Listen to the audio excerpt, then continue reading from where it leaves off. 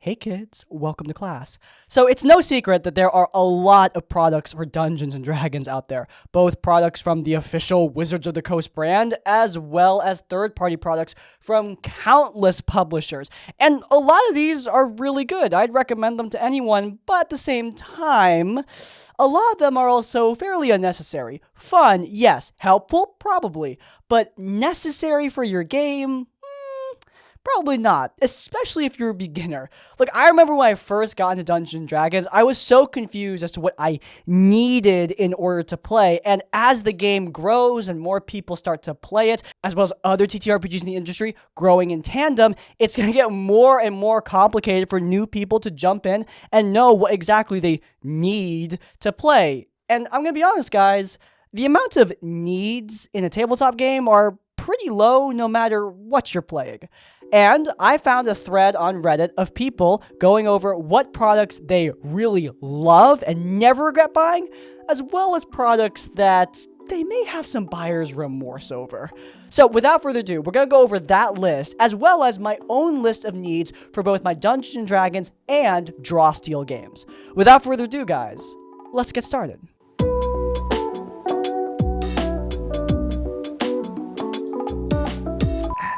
Hey, you know what D&D product is definitely worth it? Today's sponsor. This video is sponsored by Loot Tavern and their new book, Zamon's Guide to the End of Time, a 700-plus page time-traveling, gunslinging, griffin-riding adventure. This book has an entirely new class in the form of the Gunner. Not a subclass for fighter. No, this is an entire class focused entirely around gunslinging. And if you guys know about my gaming preferences, you know I'm excited for this. But aside from an entire class and new subclasses and new races, as you would expect in a D&D book, you have an entire time travel system. You meddle with the past and return to the future, and depending on what you do, you might really mess things up. Your hair color might be different, your backstory might be changed, or you might come back as an entirely different species. Who knows? Chaos reigns here at the end of time. If you guys are interested, you can head down to the description down below or to the pinned comment so that you can venture to the end of time through the Loot Tavern Kickstarter. As always, supporting our sponsors does support us. Thank you so much to Loot Tavern for sponsoring today's episode. And without further ado, back to class. Okay, first up, I personally like having the digital books because you can search up a rule or an item a lot more easily than you can with a physical tome. One thing you don't really need is fancy dice. I know there's a lot of love for them, but just grabbing a cheap little kit from your local game store is fine. I agree on the subject of digital versus physical books. I get physical books on sale years after their publishing. The only reason I have this one called Netherdeep was because I was going to review it for the channel, which never ended up happening. Most of the physical tomes I get, they end up just becoming display pieces on this set, and most people don't have a D&D YouTube channel to display books on, so if I'm being honest, the digital books are going to be more helpful for the vast majority of people. And by the way, I generally prefer physical books when I'm doing my bedtime reading. However, D&D is different. I'm not reading these cover to cover during my leisure time. I'm using them as an information manual during a game, usually with a degree of time pressure. This might be a weird thing to say, but I usually treat D&D books almost like a student textbook. They are a reference text. And that means that a digital copy will usually be more convenient for me. I will note that physical copies are actually often cheaper, especially if you get them years after their publishing. I find that physical books are much more likely to go on sale or become used, whereas online PDFs and digital variants, they might still charge the full premium price even years later, which is definitely frustrating. However, with a lot of third-party products, this is negated by the fact that most of them, I stress, will give you the PDF as well as the physical version, which is really nice of them. As for fancy dice, like these ones in this jar right here, I didn't buy almost any of them. I got the vast majority through sponsorship deals. They were sent to me. So yeah, to say the least, I agree with the sentiment that you don't need fancy dice.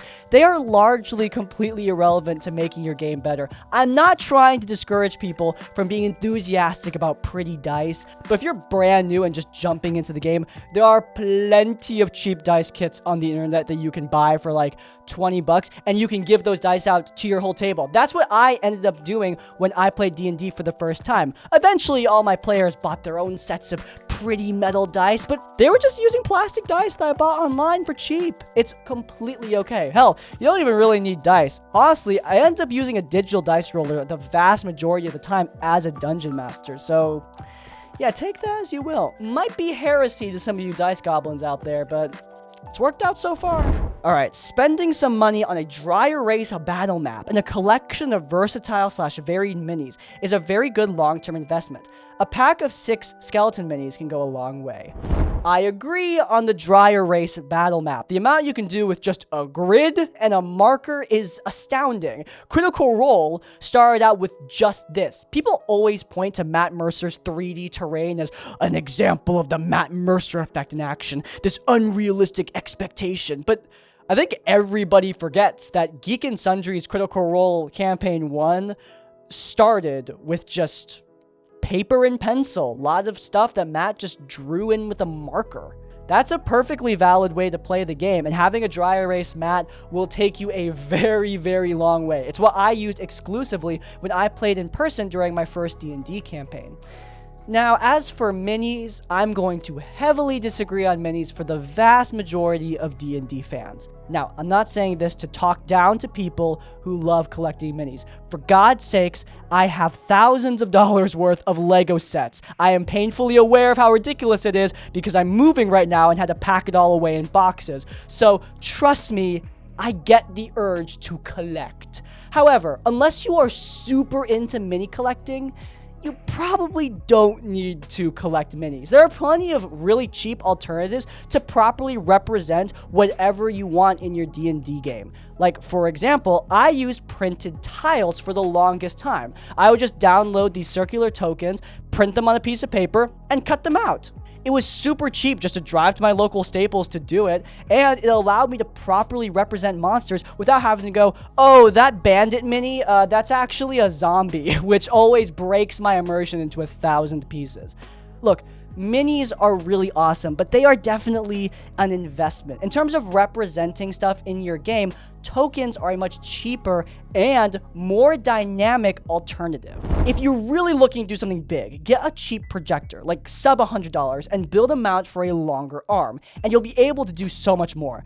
I'm just finishing the project now, and I'll be testing it in my game soon, but overall, it feels better than using a ton of terrain. Ginny D recently did this in her gaming setup, and I gotta say, I'm very jealous. If I ever go back to playing in-person games regularly, which, honestly, given where my friends all live now, is very, very unlikely. But hey, if it were to ever happen, I think this would be my tactic. A projector to display digital maps in the physical space is awesome. I'll be straight with you here. A dry erase battle map will take you far, but there are plenty of online map creators who make such gorgeous artwork that it takes your game to the next level. When I switched to playing online and just using maps I downloaded from the internet, my game got 10,000 times more immersive. We could do dungeon crawls in ways I had never done before, and being able to do that in person with a projector, I mean, it's sick. I know a lot of people who have also inputted TVs into the table, which might be a bit extreme for most consumers, but whether you do a TV or projector, ways to display digital maps in the physical space are just really sick in my opinion, and I wish I had a reason to do it. Oh, still on the map kick, and this one I'm going to disagree with heavily. For me, it was a filament 3D printer. Encounters with an actual 3D map are great. Verticals, ranges, all start playing an important role. If this would be outside of the budget, I'd strongly recommend getting a hex grid and some basic and cheap minis. Again, with the minis, but 3D terrain, and especially a 3D printer, are way outside the budget for most people. And also, you gotta keep in mind that 3D printing, it's not just like a one-time thing. I think that continuous cost, especially for a week-to-week game, might get to be a lot. And that's not even thinking of the time commitment to printing off all the pieces and making them all look pretty. I'm assuming you want to paint them too. Look, I've played with Jesse Jurdak, who does this a lot, and he speaks very fondly of his 3D printer because he also has the time and the desire to do that. Jesse is an artist, but if you are not super into painting 3D terrain pieces, that's perfectly okay. But this guy's argument of, oh, it makes cover and ranges more important, like, yeah, I could see that, but I'd argue that a digital map does the exact same thing. Like, my VTTs have rulers and distances. I can mark where cover is, and using certain vision limiters, I can make it so that line of sight really, really matters. That's not really a factor with 3D terrain. In fact, sometimes it can be honestly kind of difficult to measure, especially if you don't have proper grids to denote where people are in the terrain. So, but yeah, that's just my opinion. I think 3D terrain is awesome, and I'm not trying to say this guy is some horrible sinner for liking something I don't use. Of course not. I wish I had the time and the money and the desire to make 3D terrain, but I find that it is probably one of the most unnecessary things that you can get for a Dungeons & Dragons game. Unless you really like painting those pieces and you really got the time and the budget, I don't think it's wholly necessary. This was the #1 reply. Get a Dungeon Master screen. Okay, so I love my DM screen. I use it a lot in skits, and when I played in person, I used it non-stop. However, I've often found that my DM screen is not really useful as an actual displayer of information. I usually just use it as a barrier between me and my players. I still do hide my dice rolls, even if I don't fudge them. I do that because it helps me to avert any sort of anxieties. I don't want the hanging threat of some really stupid natural 1 or natural 20 completely ruining the campaign, and the DM screen just gives me that extra little bit of security. Also, my combats are really, really difficult, and I might kill somebody, so the DM screen also acts as a nice layer of protection between me and my players. Safety is important, kids. Now, that's just my personal preference. There are plenty of very experienced DMs, Matt Mercer, for example, who use their DM screen to display certain information about the current setting, and I could definitely see myself doing that in the future, but as a guy who does a lot of digital note-taking, my laptop often becomes my DM screen, the place where I store my notes, the place where I store my world-building information. It's all digital, and I don't usually print it out, which is weird considering that back when I played in person, I was going to Staples all the time to print tokens, and I couldn't even print a couple pages of notes. Now, of course, this is all super down to personal preference. I do think a nice DM screen is cool for just making your table look nice, making you feel more official as the Dungeon Master. But if you don't find anything that you really need to put on the DM screen for display purposes, I don't think you have to. Don't feel pressure to display stuff on your DM screen just because you see other DMs do it. I've personally never needed to. Okay, so that's Reddit's list. What about mine? What do I need for my Dungeons & Dragons game? Well, for starters, I need my virtual tabletop. I no longer play in person. I play basically exclusively online because my friends moved away. So it's really useful for us to just be able to play at our own convenience from the safety of our own homes. So my virtual tabletop of choice is Foundry. Foundry is genuinely incredible. I think it's the best VTT on the market, bar none. It's super accessible, really easy to use. It has a huge modding community, so it can also be changed to your heart's desire, and it supports plenty of systems. I'm planning on using it for both my D&D 5th edition campaigns, as well as my Draw Steel campaign coming up very, very soon. And Draw Steel is a brand new system. I was actually shocked when I saw that Foundry had Draw Steel support. The game hasn't even come out yet, and the modding community has already put a whole Draw Steel system together. That's how efficient these people are. It's wonderful. My other big need are maps and tokens. I may not be willing to shell out for 3D terrain and tokens, but with services like Chepeku, I don't have to.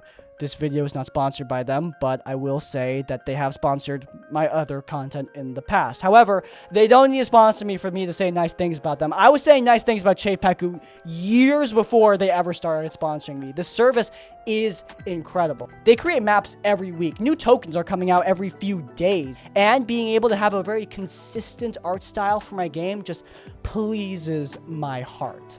Beyond those two things, Cheipeku and my virtual tabletop, I don't really buy that many D&D products.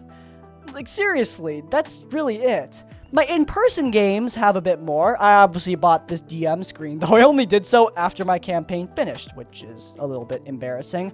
My big indulgence, the thing I know people aren't going to understand, but I personally cannot live without, art commissions.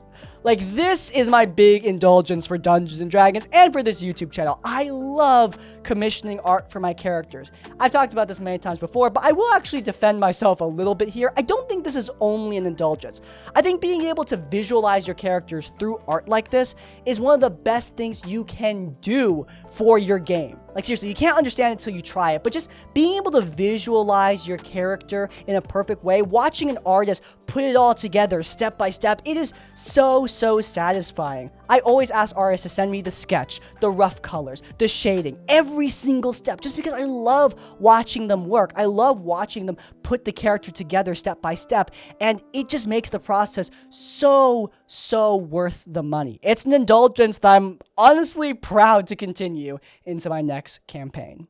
So yeah, those are my wants, my needs, my certainly don't needs, as well as some opinions from good old Reddit. I hope you guys enjoyed. If you did, you might enjoy the last episode of Crispy's Academy, where we talked about a GM who is the best in the industry and doesn't play Dungeons & Dragons. Yeah, you heard me right. That's linked in the cards. But before you go, please do leave a like on this one and subscribe to Crispy's Academy so you don't miss any of our content as it comes out. And finally, if you want to leave your own tips or thoughts, go down in the comments down below. If you can't think of a comment, leave what you can't play Dungeons & Dragons or whatever TTRPG without. In essence, like, comment, subscribe. I will see you all next time. Farewell. My other big need is maps and minis. My other big need are maps and tokens.